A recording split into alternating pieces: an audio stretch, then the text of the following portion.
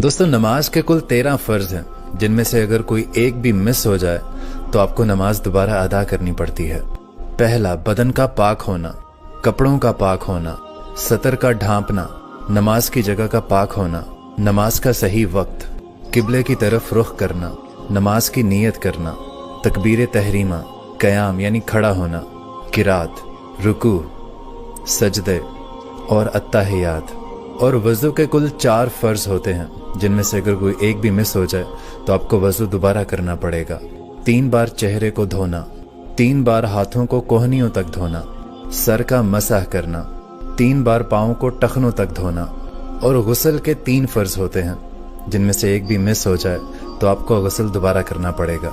3 बार पानी से मुंह भर कर कूली करना, 3 बार नाक में पानी डालना और सारे जिस्म पर पानी बहाना कि आपका कोई भी बाल सूखा